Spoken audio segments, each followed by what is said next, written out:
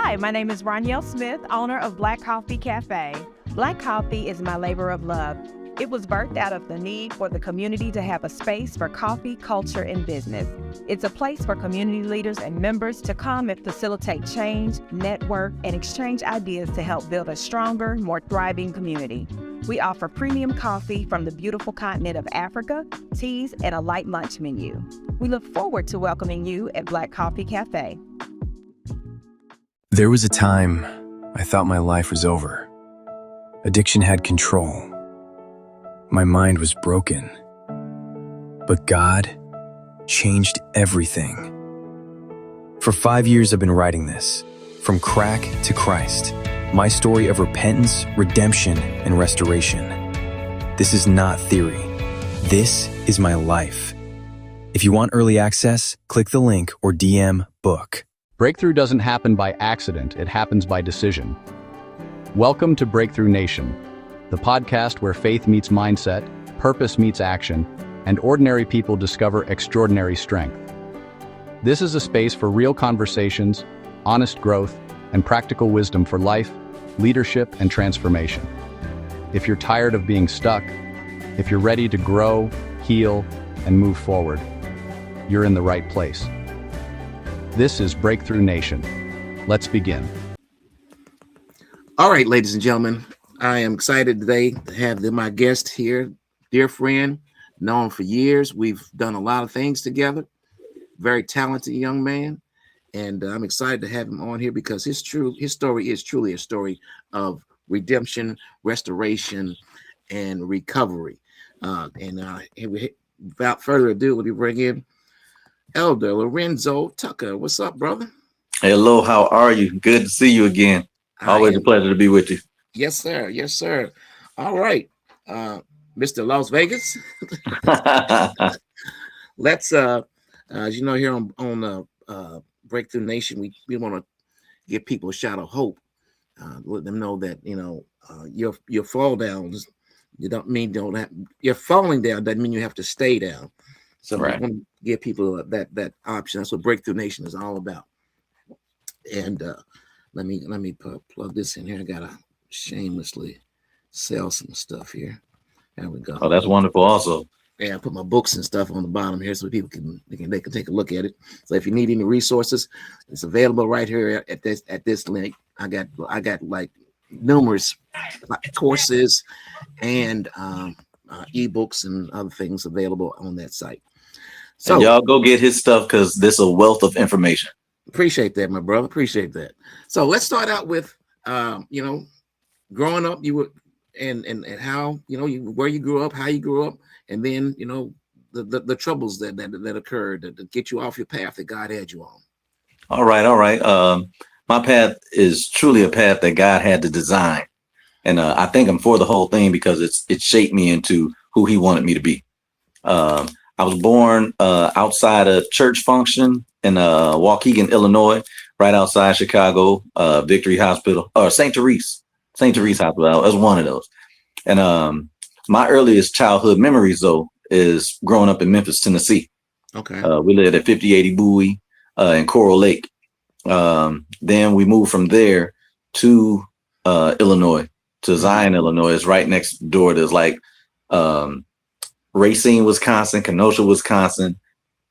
Then Illinois starts right there. Winthrop Harbor, Zion, Waukegan, North Chicago.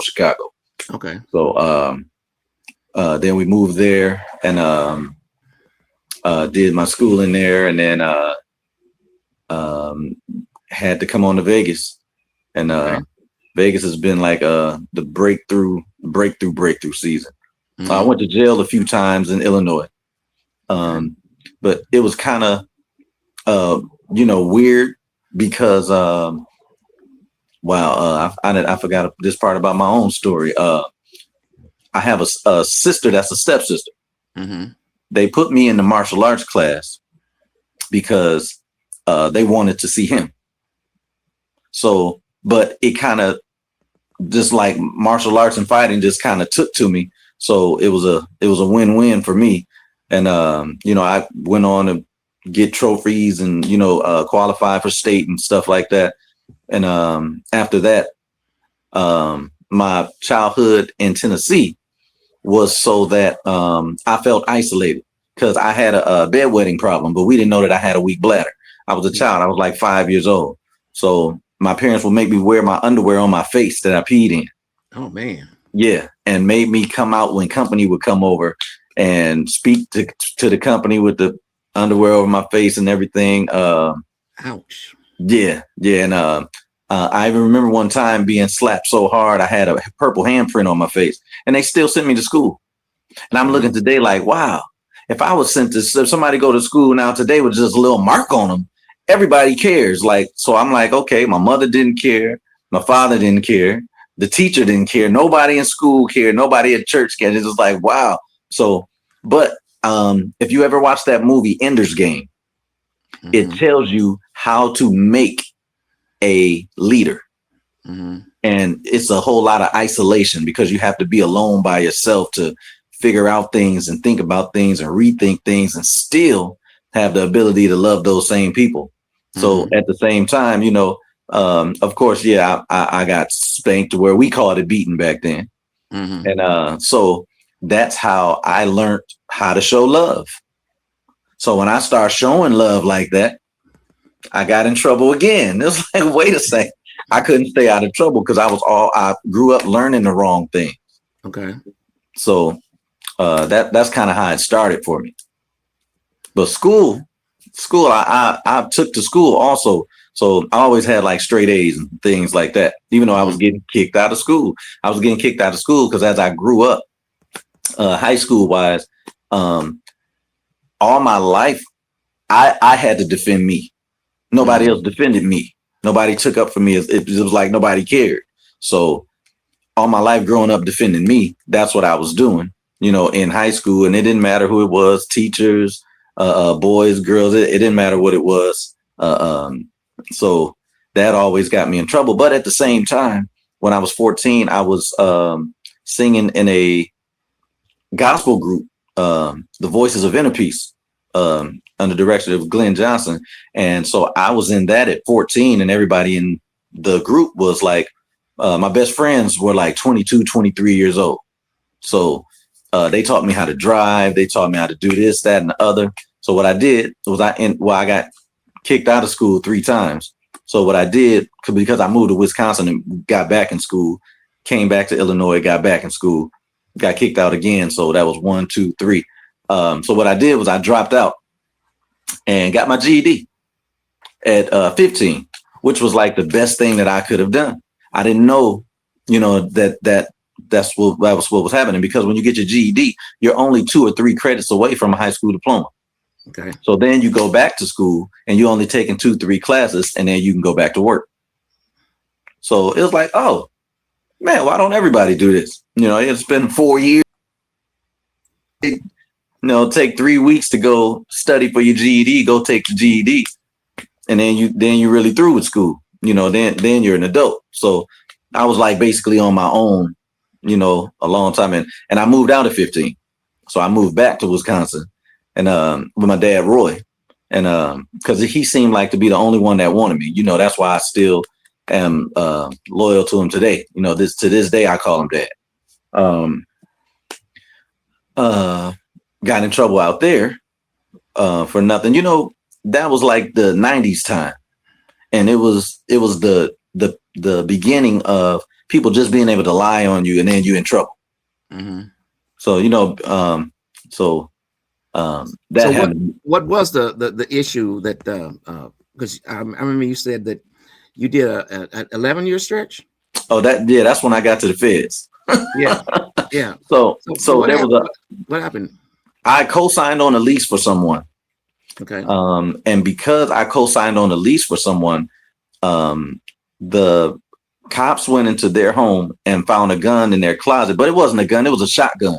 You know, technically a shotgun doesn't have to be registered, you know, in Nevada, because it's not considered a firearm. It's considered a sporting tool.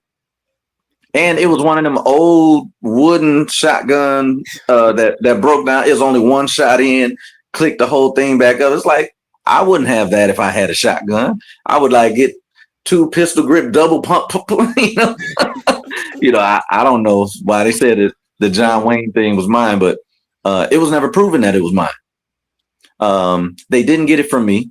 I only co-signed on the lease. What happened was the young lady's father passed, and he was in the military, and he was old, so they gave her all of his stuff. His uniform was right next to it. When you go back and look at the pictures of the, of the scene and things, like they said, so the gun is yours. So you just made the gun mine because I co-signed on the lease? That doesn't mean I lived there. I showed them my lease. I lived 5 miles down the street. I was like, I just, showed her somewhere over here because you're living above your means over here.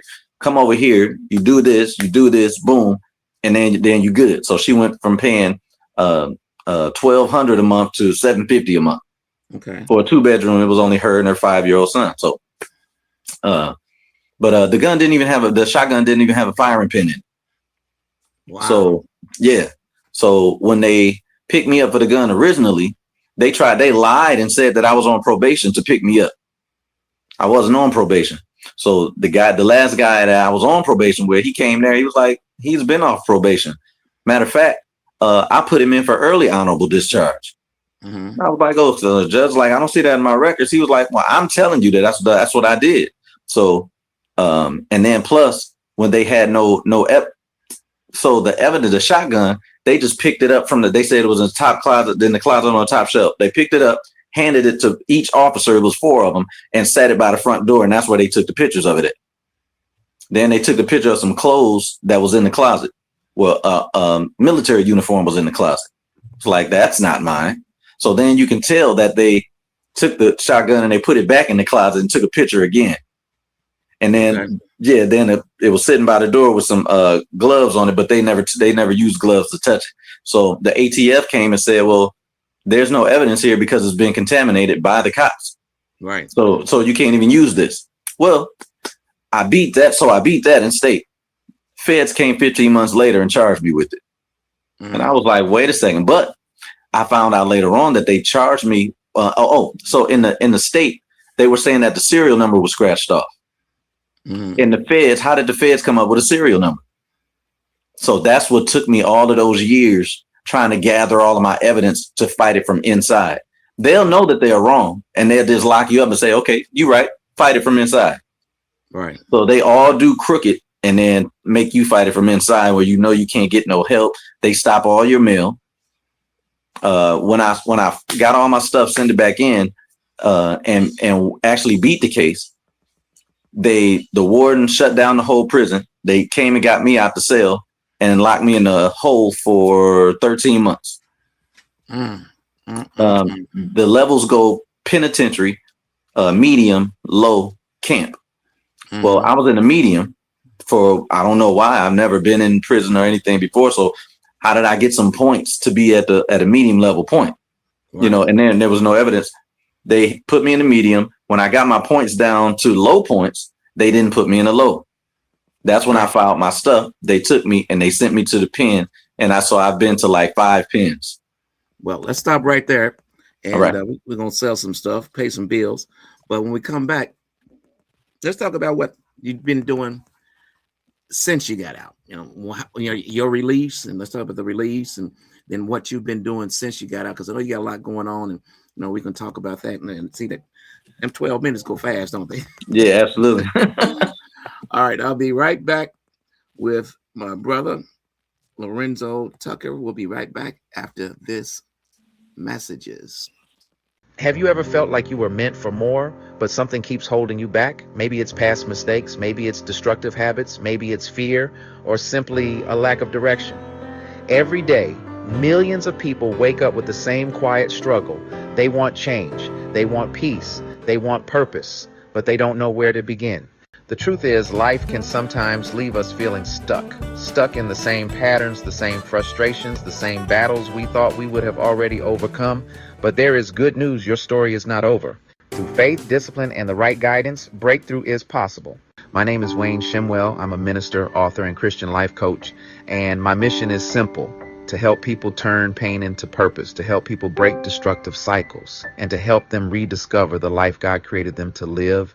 If you're ready for a new direction, if you're ready to rebuild your life with faith and discipline, Visit WayneShemwell.org and select the coaching option to schedule your free breakthrough strategy session, because your past does not define your future, and your breakthrough may be closer than you think. I can't believe I've been driving past this every day. River Road Barbecue has been right here all along, serving up some of the most mouth-watering, slow-smoked meats in town. The brisket literally melts in your mouth, and those ribs fall off the bone tender with that perfect smoke ring. Everything's made fresh daily with their signature rubs and sauces that'll have you coming back again and again. River Road Barbecue, your new favorite local spot, also available to cater your event.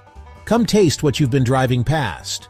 River Road Barbecue 3017, River Road 502-592-7065, River Road Barbecue, real smoke, real food, real good. Tell them Wayne sent you. In a world where addiction steals identity, one man's life was spiraling out of control.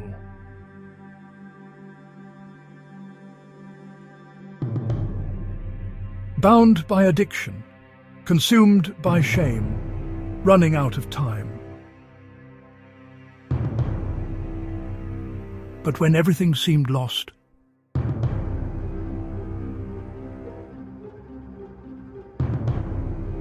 grace stepped in.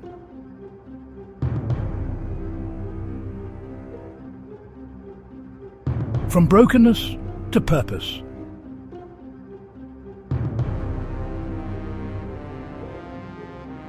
The true story of Minister Wayne Shemwell. A journey from addiction to transformation to ministry.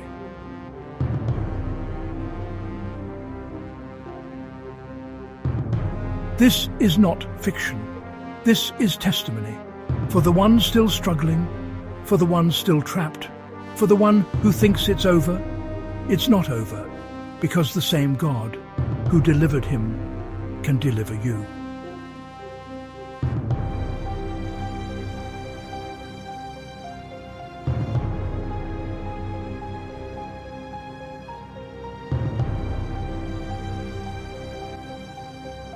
From crack to Christ. This is what redemption looks like. From Crack to Christ, available in mid-April. But you can pre-order your copy today. Just click the link and add your name to the list today. Have your prayers ever felt powerless, like your words weren't reaching God? My new book, Praying with Purpose and Power, will change that. This book will teach you how to pray boldly, effectively, and with confidence, so you can experience God's presence and power in your daily life. Order your copy today for just $19 by emailing me at wayne@wayneshemwell.org and say, I want my copy. Don't settle for routine prayers. Start praying with purpose and power. All right, ladies and gentlemen, we are back with our guest, Elder Lorenzo Tucker. And Lorenzo was talking about before the troubles he'd been in and how the system had kind of messed him around, but you didn't allow that to make you bitter. You know, a lot of people go through situations like that. You know, they get bitter rather than better. You decided to get better and improve yourself and do some things on the other side. So you get out after 11 years. Then what? Well, before I went in, I was already, I had a couple businesses. Okay. So it's like whatever you do while you're out, that's the same thing you do when you go in. Whatever age that you go in at, that's the age you are when you come out. It's like being in a time capsule. Right. So when I went in, I was like, so we had a flooring company, a recording studio, a tech company, and we were doing real estate at the same time, but not conventional real estate. We were doing real estate where we do it different ways, and we actually house people. Okay. So as I went in, if you have something that you know how to do, you can create a class inside. And when people finish your class, you give out certificates for them. Right. And these are certificates that they take to, caseworkers and stuff to get their points down to drop. So that I went in there teaching the classes. So I went in there doing what I do. And then I went in there sharing some things about taxes and stuff also, and I was sharing it with the staff also. So like you seen that movie Shawshank Redemption. Yeah. It was kind of like that. You know, I was an asset to the staff, an asset to the prison. I worked in the store, I worked in the laundry, I worked in the kitchen, and I worked in the school. And I had a band slot, you know, because there's a whole bunch of people in there. So I had my hour slot for band, you know, one night a week. And so I was like continuously busy. And I sat down and I thought about it. I was like, I'm just as busy in here as I am on the street. Okay. I was like, wow. So that's when it started hitting me. So I started surveying and asking everybody, what did you do before you got locked up? And they would tell me, I'd be like, oh, okay. And then I watch them. That's whatever you did on the street. That's what you do when you get inside. If you did drugs on the street, when you get inside, you hook up with the people that got the drugs and get the drugs in. If you did good, you did good. You did bad, you did bad. Seldom people change, but people can change. It just all depends on who you run into. Like guys ran into me. I started, so I took a law class in there. So while I was in there, so, you know, you can go to college while you're in there. Right. So I went to law school and I was like, this procedure of law is the same thing as filing a mechanical lien.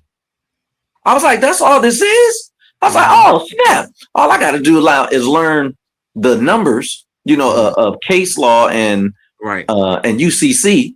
Right. And write it on some paper. So I did that. In the time I was in, I got like 8 guys out. I got myself out twice. Because for some reason, well, that's like I was saying earlier, they had no serial number on the firearm. So where did the feds come up with the serial number from? Okay. So that got the prosecutor in trouble. And that's when they locked me in the hole for 13 months and started shipping me around from penitentiary to penitentiary. Well, what did you do, though? I mean, I want to get past that. Right. So by taking the law class, and that's what I was getting to. I'm sorry.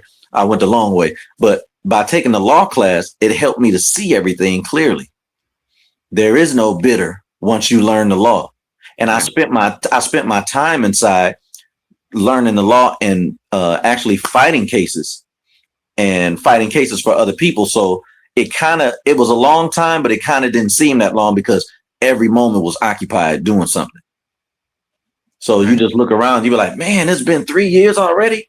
Oh no, hold on. And then that's when it hit you. But so when I got out, actually before I got out, I formed a company, All You Need Services, because I was like, okay, I do law work. I teach the Bible because I was teaching the Bible before I got in. And the Bible is a book of the law. So the biblical law and the law went hand in hand. Once you saw the UCC and you read the maxims of law, you were like, oh, this just comes from the Bible, because then it goes with human rights. And it's like, oh, man, this right here is simple then. So it helped me see things differently. So I teach a Bible class. I teach a law class. I have a fitness program because everybody in prison works out. And I did music already. So then I got into the travel and entertainment. So my music company is called Expressions. My fitness company is called Core Works. I'm in the travel and entertainment business with Planet Marketing. And the name of the parent company is AYNS. And my Bible teaching class is INU, Imparting Namesake Understanding. And man, I'm just fired up and ready to go and ready to tell people, you know, how to do it and what the law actually is and things like that. Because somehow, for some reason, inside we can get books that you can't get outside. I can't find the books that I was reading inside out here. So it's way more in depth, you know, books that we have inside. And man, I've learned so much and so much backdoor things that people don't actually learn. I've learned stuff. I'm teaching lawyers out here. Well, I was wanting you to do, because we really getting kind of short on time. What are you doing now? I mean, you know, outside, you know, you got out and you started doing what? The first thing I did was I went to the county recorder's office to do real estate again, but I'm doing it from the aspect of property tax delinquencies. Right. So I got right into real estate, And then I had already formed a company, AYNS, All You Need Services, before I got out doing the Bible teaching, law class, fitness, music, and the travel. Okay.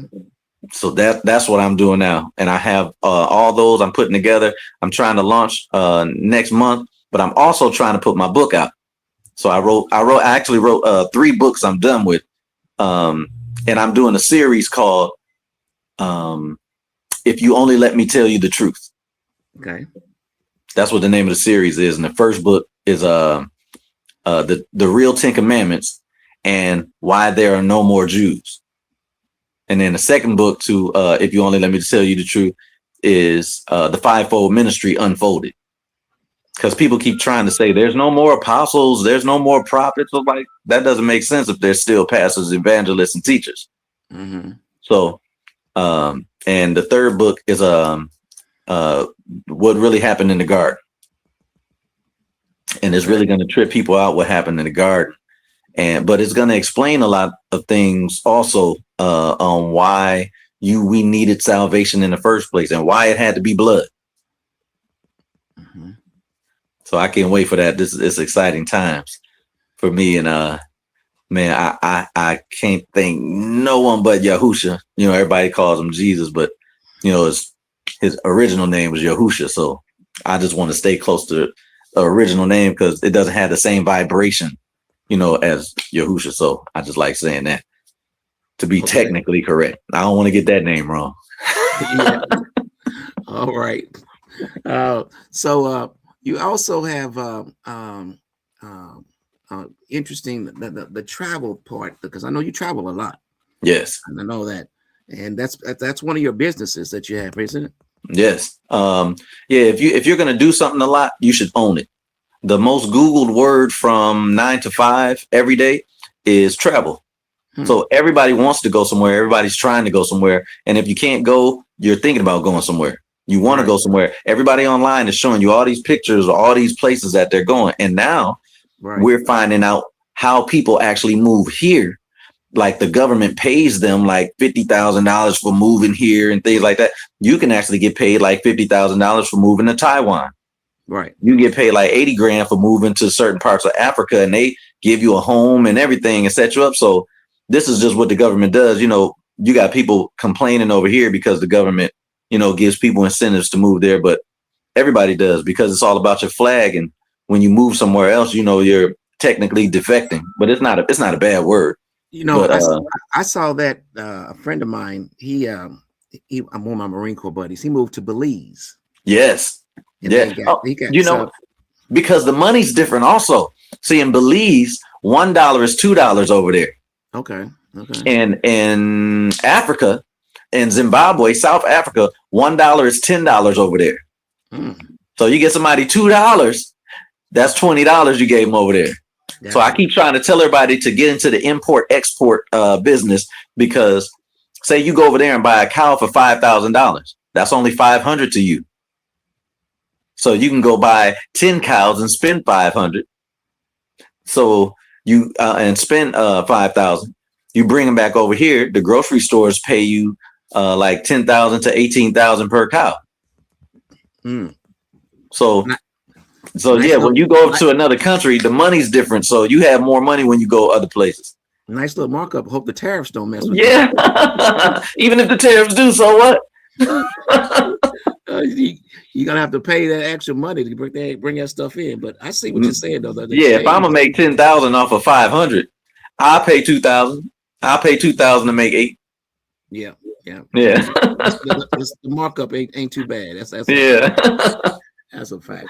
Okay, well, I mean, sounds like you got a lot going on, brother. Well, I know that you do, and again, you could have let your past turn you into somebody different, right? You didn't. You took the positive route. You took the high road, and that's what we're all about here in Breakthrough Nation, is showing that, you know, we can overcome obstacles in life. That's what my big pop workshop is about, is overcoming life's obstacles.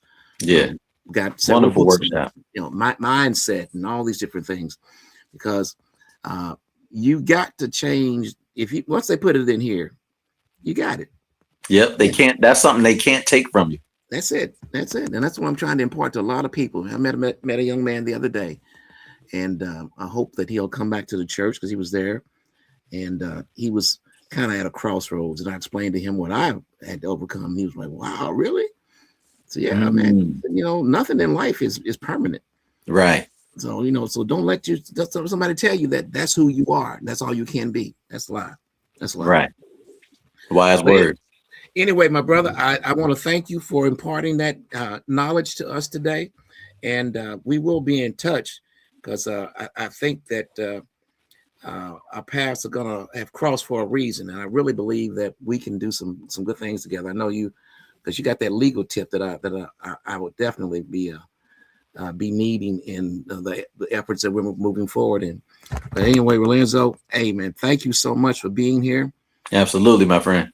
God bless you. And ladies and gentlemen, we thank you for turning in this week for the Breakthrough Nation podcast. And we'll see you next time. Peace.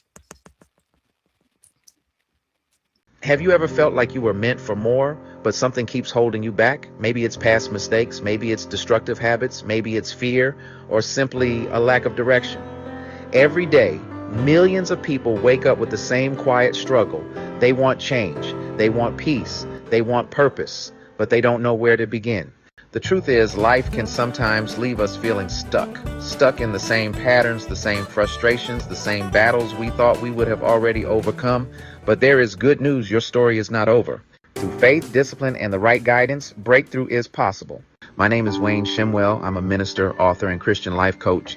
And my mission is simple: to help people turn pain into purpose, to help people break destructive cycles, and to help them rediscover the life God created them to live.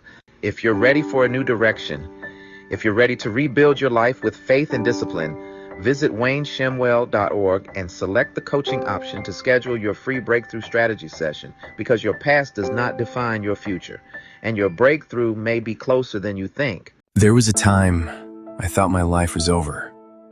Addiction had control. My mind was broken. But God changed everything. For 5 years I've been writing this, from crack to Christ, my story of repentance, redemption, and restoration. This is not theory. This is my life. If you want early access, click the link or DM book. Have your prayers ever felt powerless, like your words weren't reaching God? My new book, Praying with Purpose and Power, will change that. This book will teach you how to pray boldly, effectively, and with confidence, so you can experience God's presence and power in your daily life. Order your copy today for just $19 by emailing me at wayne@wayneshimwell.org and say, "I want my copy." Don't settle for routine prayers. Start praying with purpose and power.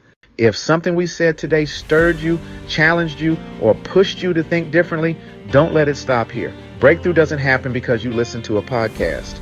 Breakthrough happens when you make a decision to grow, a decision to confront what's been holding you back, a decision to stop surviving and start building. That's what Breakthrough Nation is about. It's about men and women who refuse to stay stuck, people who understand that pain can produce purpose, people who are ready to do the work.